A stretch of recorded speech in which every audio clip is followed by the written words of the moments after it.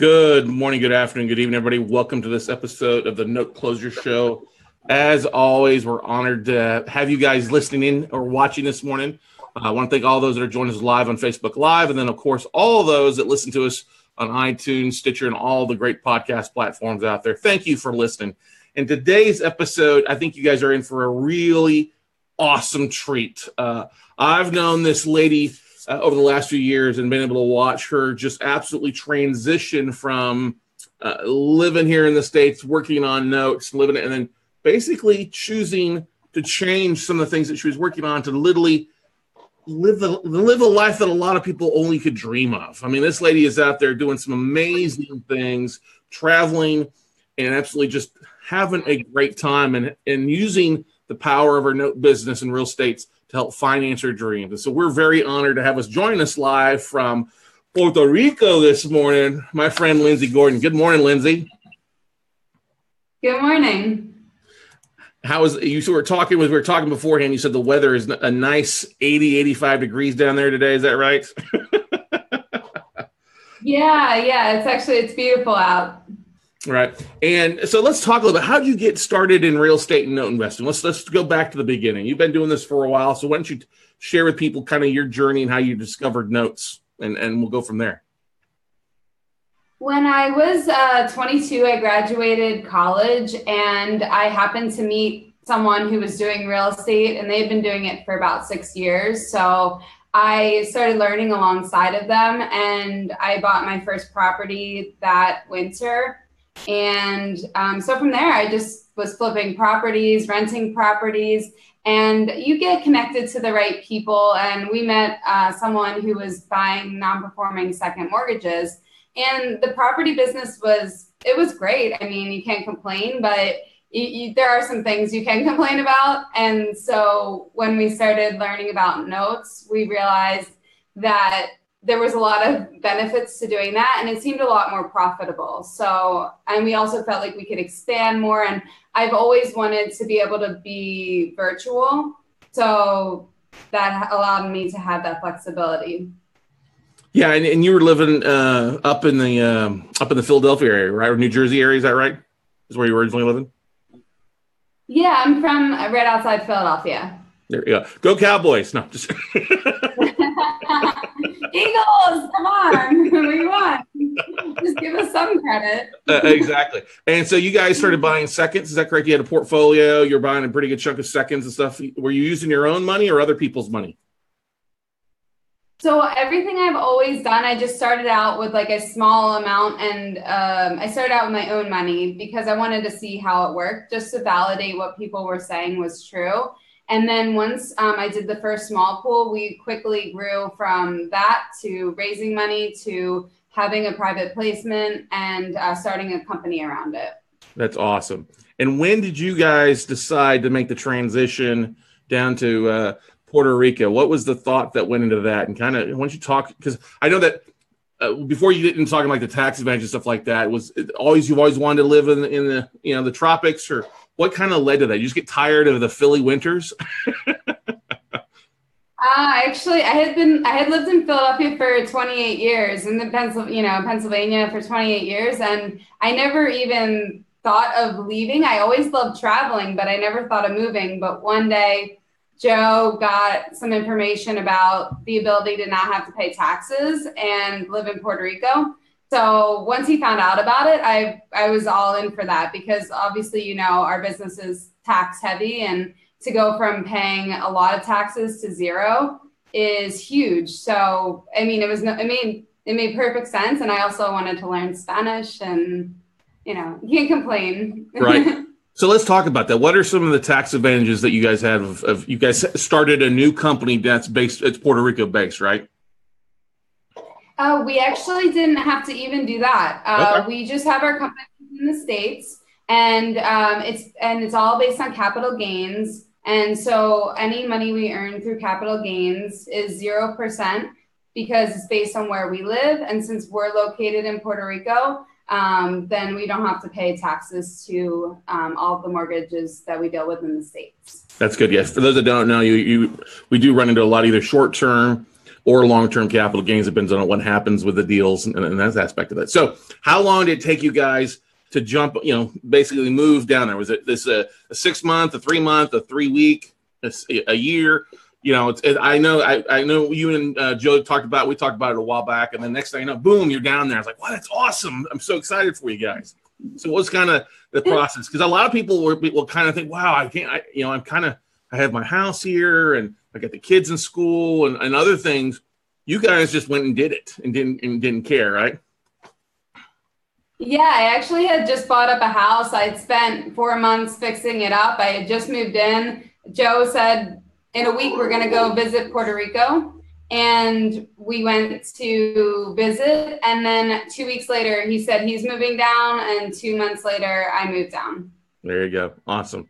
And so that's a beautiful thing. So have you guys experienced any issues running a business from afar? Any issues have been, there's good, and then there's also probably some bad. Anything that's been hiccups along the way or no?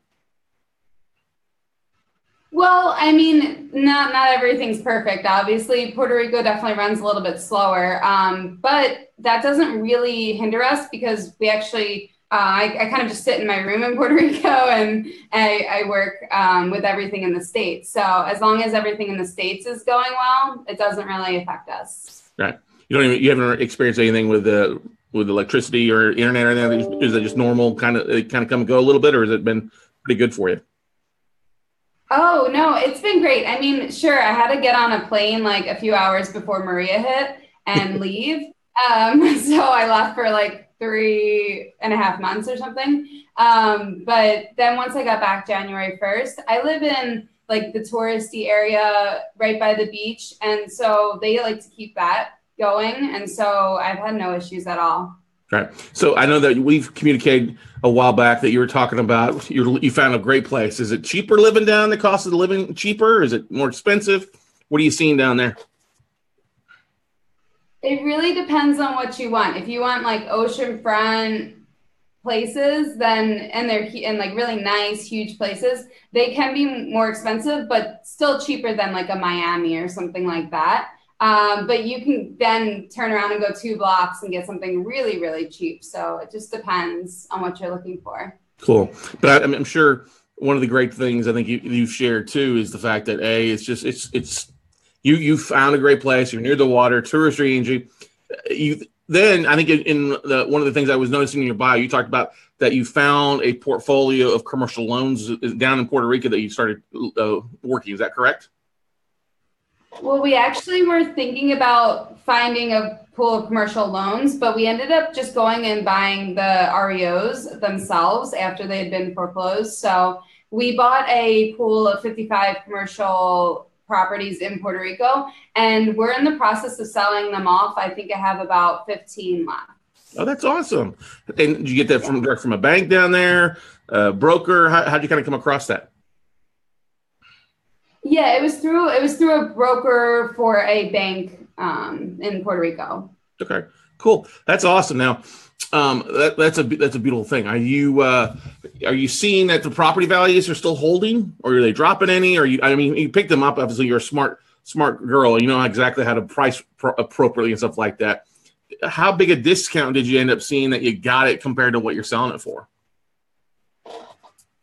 We were able to get a significant discount because we bought such a large package, so that helped a lot. And we're pretty much hitting all of our numbers. We did get appraisals, and we had local people who have been in this business for 10 years here reviewing everything for us. And I've pretty much been able to hit all my numbers on every single property. And I think I've even sold maybe 5 post Maria, even in and around Christmas time. So things are still selling. Oh yeah, definitely. It definitely, I see a lot of good stuff. And we've seen some portfolios of distressed notes down there that we see and from Banco Popular and a few other banks on a regular basis. And they're motivated to move that stuff. We've discovered that too, a lot of the distressed notes in Puerto Rico end up becoming, they may drag on default for 3, 6, 9 months, but then there's about an 85% reinstatement rate on the default rates because you have a lot of international people buying there that just pay everything once a year for the most part as things roll through. So it definitely makes for an interesting market and some stuff like that. But you're right. The areas of the touristy part, when we were down there in January, everything looked normal when we were down there. Obviously, last May, fell in love with the place. It's just beautiful out there. What is and you've been doing some amazing things too, using a lot of the good stuff that you're doing in your real estate to finance your stuff. You mentioned earlier about I love Philadelphia. I enjoy traveling, but every time I move out that I think I'm willing to bet that's changed your outlook on things over the last 6 to 12 months. Am I correct? Yeah, coming to Puerto Rico, I came 3 years ago, and they have a requirement that you have to be here for 6 months. So I utilized that to be able to travel anywhere that I wanted for the other 6 months of the year. And so that kind of encouraged me to start traveling the world. And I always bring my laptop with me. I mean, I can't say that I wasn't up at midnight till 4 a.m. in Rio doing some work, because I always need to make sure everything's okay. So it's not all, I don't necessarily post those things on Facebook, but those things are happening. So hey, there's nothing wrong with having fun in Rio. You got it. I mean, you had sanitary pictures online, what I saw. Yeah. So, I mean, but there's still work that I do while I travel. So it's not just pure travel. And a lot of it, I'm just even like setting up maybe somewhere else just to be there for a little bit of time and work while I'm there. And so, yeah, Puerto Rico has inspired me to travel a lot. That's good. For those that are watching that, are here domestically and they're looking at doing that, what would you say, what would be the biggest thing that you kind of overcame about your travel? The biggest thing that surprised you how easy it was?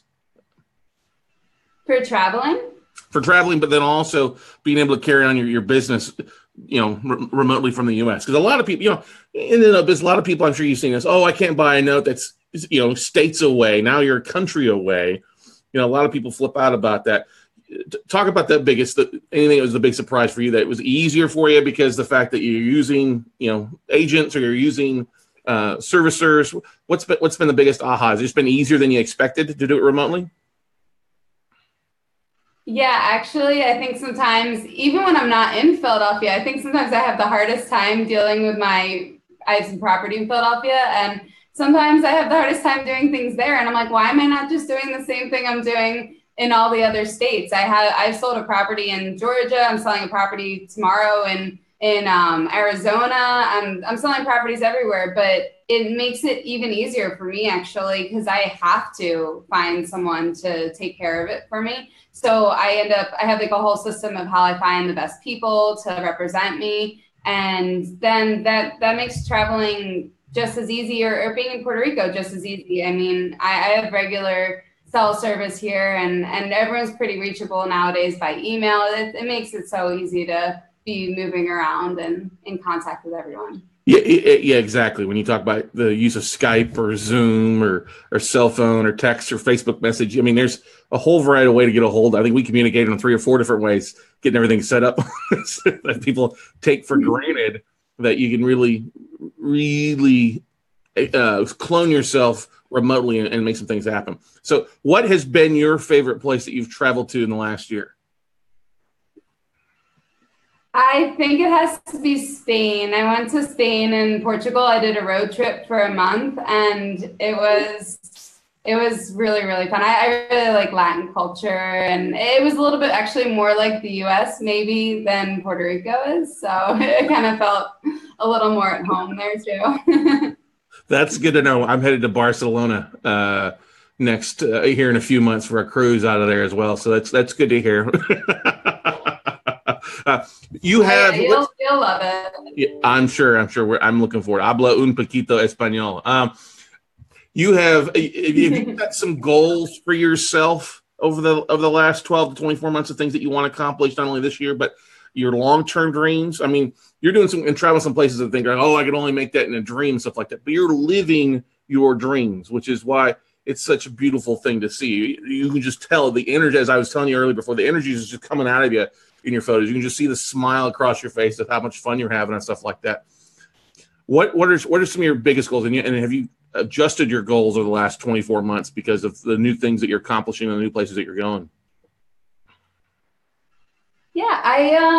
Well, one of my goals this year is to not have as many goals or plans because I tend to be a planner, and so I might be passing on that part of the question. But no, I do have a goal of getting another pool of commercial property in Puerto Rico, another pool of non-performing seconds, and then while I'm traveling, I also have the goal of starting a YouTube channel that talks about traveling, tips for traveling, tips for traveling in certain places, real estate, mortgages, investing. And eventually I would love to be a financial coach for people, and even simple stuff like budgeting and how to afford to travel, how to afford to do all these things that they want to do, because I always do them really affordably. I'm not staying at 5-star resorts, and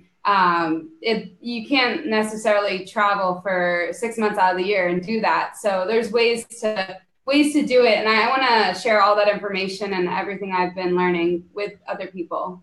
Right. And you've got that website with lindseygordon.com, correct, is what started off? Yeah, it's actually people can subscribe at youtube.com/Lindsey with an A, Gordon. And they can follow me there. That's the best place where I've been posting things. We'll make sure to throw that down in the comments for everybody to be able to track that down as well too. You talk about getting more into the second space. So we have a good chunk of people that follow us that are in the second space. How's that market been affected in the last 12 months? Have you seen it tighten up because of lack of inventory? Are you still finding things? Talk a little about the second space, if you wouldn't mind. Yeah, I think just as the economy's been improving, and we're still oftentimes buying seconds from years and years and years ago now. So a lot of them that they wanted to sell, they've already sold or written off. And it definitely has tightened up. The pricing has increased a lot. So sometimes even when people come to me to buy seconds, they're expecting lower pricing than I can offer, because I had to pay maybe even twice as much. So it might be twice as much. So there's definitely been a shift there as well. Right. And with the second space, what's been your kind of primary goal? Is it to get it reperforming? Is it to take the property? I know it varies, obviously, it's an aspect of that, but a lot of people can have kind of a bread and butter play that they like to do when they're buying a specific asset class. What's kind of been yours and Joe's play with that? Maybe it's a little bit different for seconds, but I almost feel like, and maybe it's just because I want to help the homeowners. I know people think I might just be saying that, but I just do whatever the homeowner wants to do. If they want to sell their property, then I help them sell it. If they want to stay and pay, I help them stay and pay. I basically just structure the deal based on what the homeowner wants to do. And I feel like if I'm doing that, then it usually works out really well for everyone. Mm-hmm. Now, are you doing a lot of the loss mitigation your guys selves, or are you having servicers do it, or a special servicer do a lot of that stuff for you? How's that kind of working for you?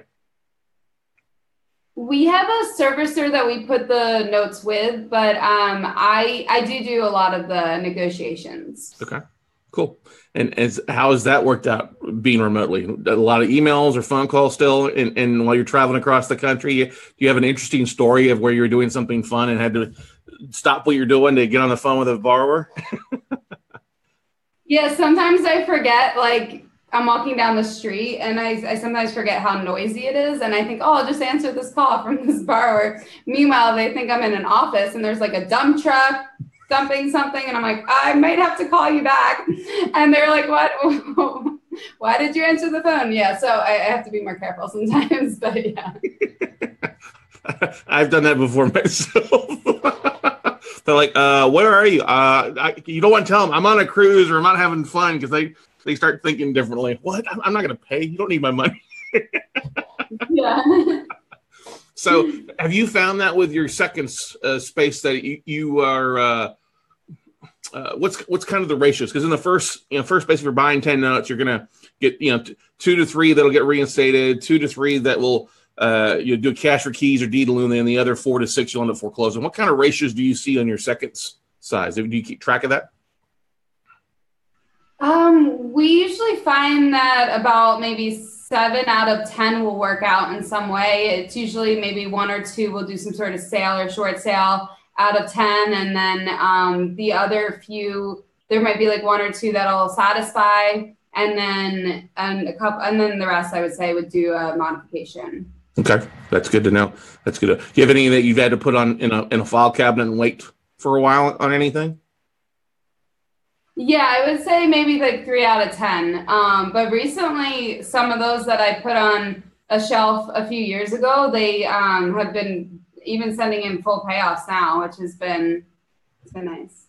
Yeah, exactly. As property values have appreciated and gone up and increased. Now, we have a lot of people. I got a text message here from somebody saying, "Hey, how are you raising? What's your best way of raising capital in the second space?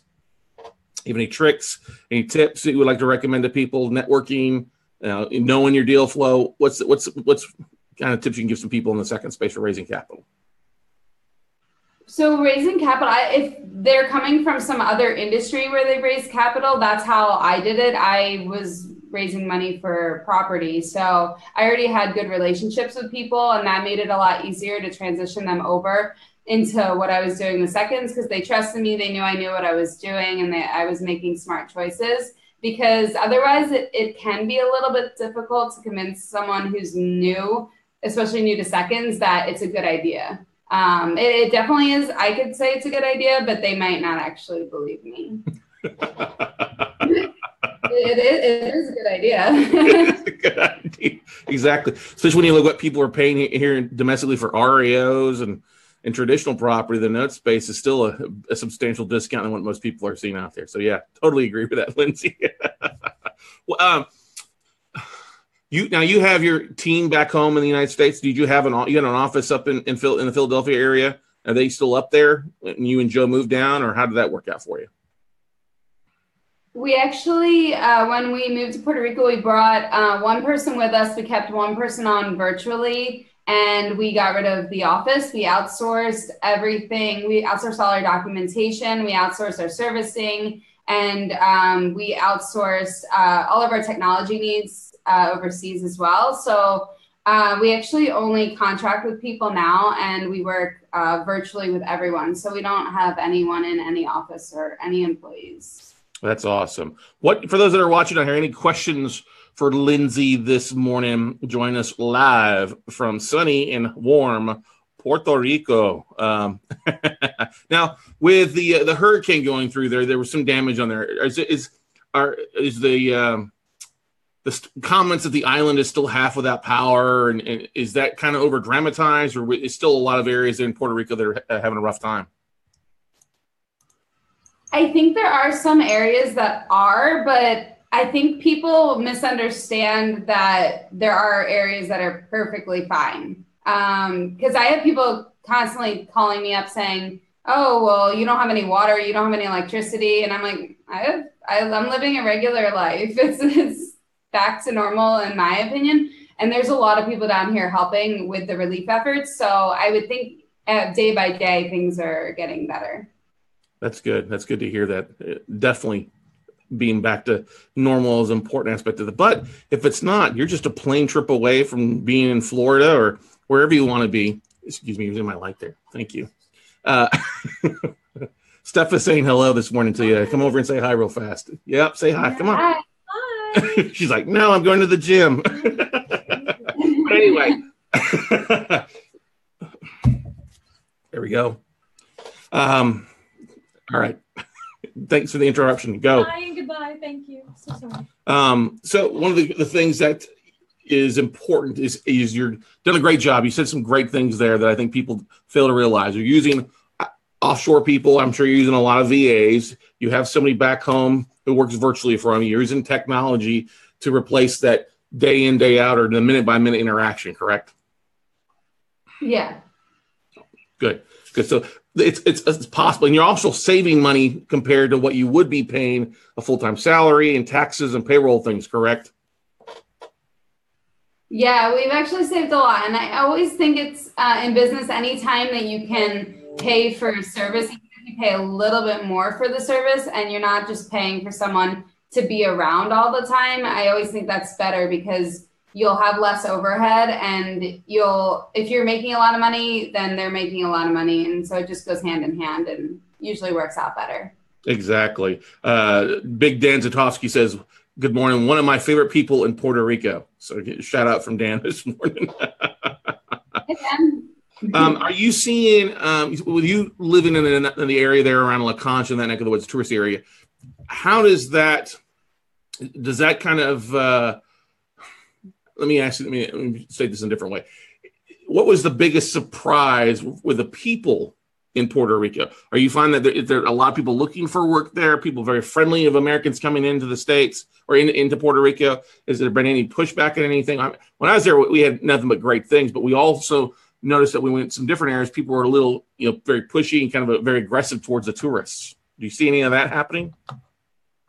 Oh, yeah. I mean, here and there, there's I've had like a few people over the years that I've ever encountered that didn't make me feel welcome. But I think Puerto Rico actually has some of the happiest people in the world, and they're really, really nice. And for me, I don't know, maybe I just love everyone, but I always get like good vibes from everyone and feel very welcome. And I mean, sometimes it could just also be like a language barrier if you go to other parts of the island. So I speak a little Spanish, so I try to do that, and I dance salsa, so they usually love me. We're gonna start dancing salsa there. There you go. The language, the salsa of language, I guess you'd say.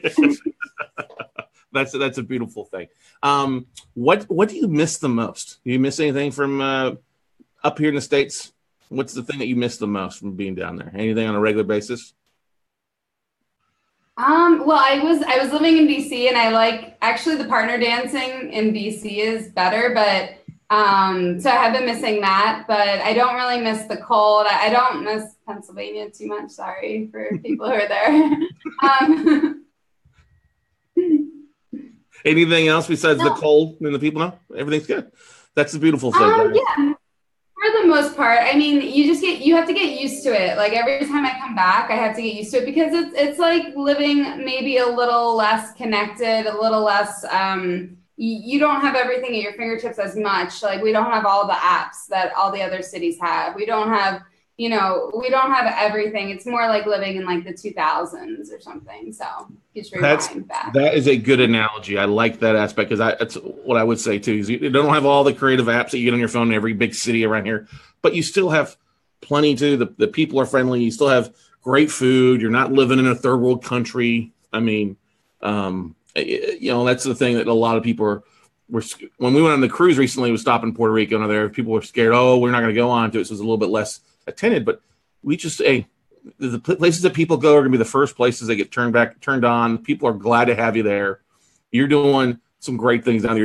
You're putting money into the economy, buying and selling properties and things like that to really knock some things out. Now, on the commercial property or the properties they bought, what's the makeup of those assets? Are they retail? Are they mixed use? What's the average kind of value for those properties down there in Puerto Rico? They were a variety of things. It was anywhere from mixed use to an office building to some land to a chicken factory to we pretty much anything you could possibly think of I have bought and sold. Chicken factory. Yeah, hopefully you're getting a lifetime of chicken wings to go along with that, huh? Some good jerk chicken. All right. So let's do this. You don't really missing much. You're loving the place down there. What's on your next roll of travel? Where's some places that are on the horizon just around that bend for you that you're looking forward to going to?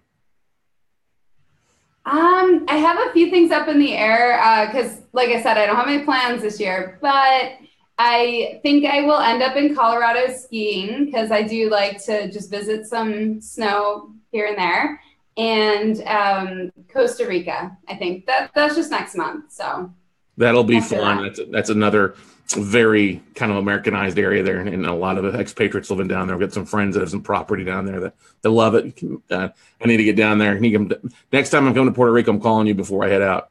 Yeah, for sure. Now's the best time to come. It's best to come. So I tend to be in Puerto Rico a lot during this time of the year. And then once, maybe May or June hits, I might be gone for quite some time. But yeah, that's all right. That's all right.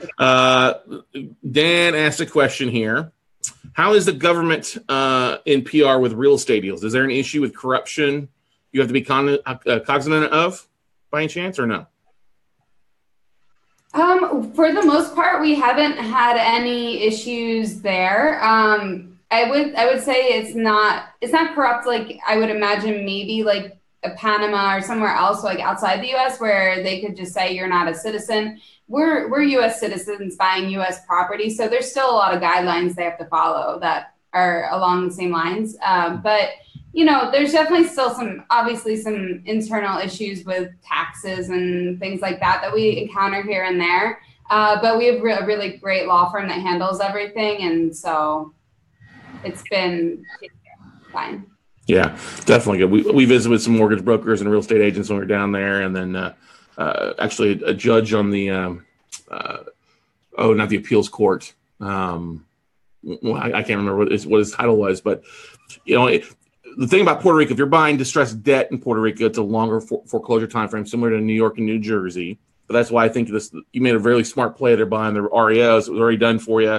And there's plenty of people when you buy real estate that's got beautiful views of the water and areas like that area, it's going to recover pretty quickly. You're always going to have somebody that's interested in buying that and taking advantage of that. Correct? Yeah, we actually didn't buy that type of stuff, but yeah, I think that.